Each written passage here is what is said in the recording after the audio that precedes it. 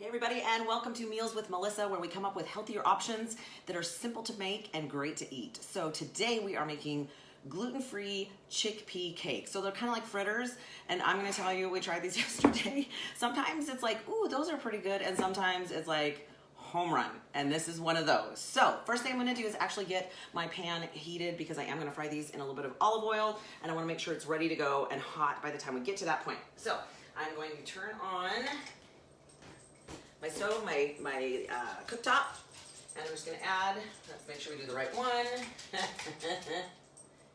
You can tell I usually use the rear ones, right? Okay, I'm gonna add a little bit of olive oil. Now the recipe itself calls for about a fourth of a cup, and I'm halving the recipe. So of course today that means it's it's about an eighth of a cup or 2 tablespoons, but I'm not gonna worry about that for now. I just kind of poured it in there. Now I've already got a batch made, so I can kind of show you every step of the way, but the first thing we're gonna do is we're gonna take a half of a can of chickpeas. Now, the can was 16 ounces. The recipe calls for 15. Again, I'm just kind of ballparking it. It works out just fine. So what I've got is half the can of whole chickpeas or garbanzo beans, and I'm gonna put that in my bowl. Okay, ready to go. Now to that, I'm gonna add a bunch of spices as well as a little bit of Greek yogurt and some egg. So first thing I'm gonna do is I'm going to add a half a teaspoon of garlic. Now I'm just using garlic powder. You could use garlic salt. You could actually probably use minced garlic. Let me just say I tried these yesterday and they are phenomenal. So we're gonna go with what worked as I made them yesterday. So I'm gonna add a little bit of that. Love garlic, so even if it's a little too much, that is okay with me.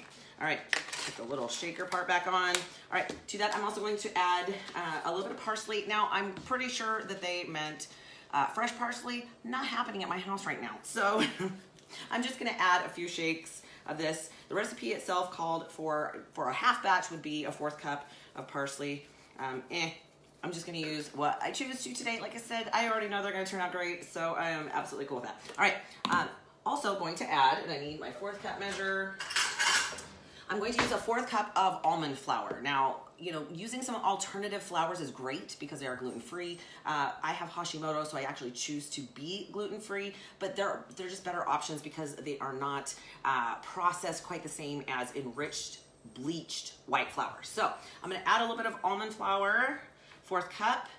I'll actually include the full recipe. Had to do a little negotiating myself because unfortunately on this particular Pinterest recipe, the recipe itself is not there, just the ingredient list. So I had to be creative. I'm gonna turn that down just a little bit. I don't want it to get too weird. I just don't want it splattering by the time I get there. So, because this is gonna take me a second. All right, I'm gonna add a 4th teaspoon of black pepper. I'm actually just gonna shake it. I don't care. Also some cayenne pepper. I'm gonna add, looks like an 1/8 of a teaspoon. Sounds about right, right? We don't wanna overdo our taste buds here. So 1/8 teaspoon of cayenne pepper. Also of smoked paprika, which smells really interesting. I really like it. Keeps it, yeah, I like it, just that smoky scent to it. All right, so we're gonna use a little bit of that. I'm also going to add a 1/4 teaspoon of sea salt, whatever you have in the house. Just remember that iodized salt does contain dextrose, which is a sugar. I know, interesting things, right? All right, so I'm gonna add a little bit of salt. I'm actually just gonna add all the ingredients in at the same time, and I'm gonna use just a fork to smash it all. You probably could do this in your food processor. I just didn't want to get it out and didn't want to have to clean it, so we're good to go there. All right, I'm going to add to this about a 4th of a cup of unflavored Greek yogurt. It's probably a little bit less, which actually I'm okay with because what I made last night was a little moisture filled for what I wanted to accomplish with this. So I'm actually gonna dump out the little bit of moisture that's accumulated there, and I'm gonna dump this into my mix. There we go.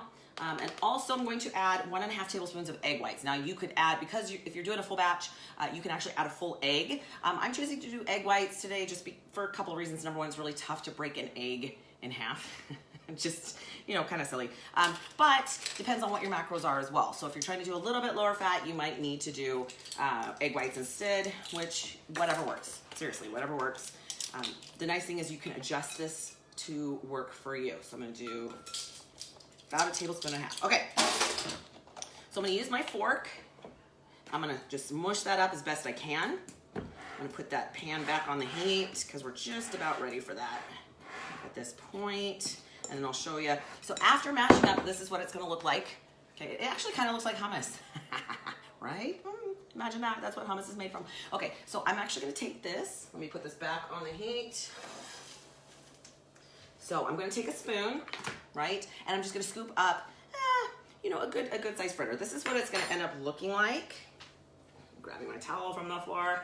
This is actually what it's gonna end up looking like just a little fritter. And like I said, it tastes so good. You're just putting the right amount of spices to it that just give it an extra flavor. If you've never had chickpeas or hummus before, it might be something new to you, but really it's a great flavor. It's a healthy alternative, great snack.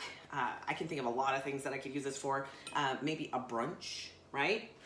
Okay, so let's see if this is hot yet. So I'm just gonna take, this is the one I made yesterday. I just kind of saved some. Oh yeah, we're good to go. You can kind of hear the sizzle. I'm just flattening it out just a little bit so that it cooks a little more evenly and a little more thoroughly, and it doesn't have to go through a thick amount. Okay, so this, I'm gonna make about 3-ish at a time. I'm just using a little pan today. There we go.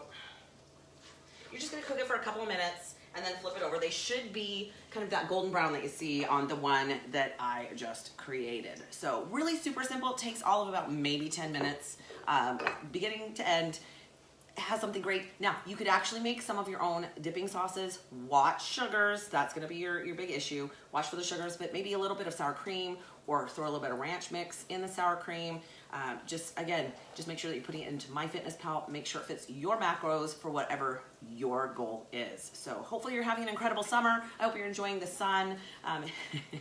Get some vitamin D. Have an incredible weekend, you guys. And until next time, that is Meals with Melissa.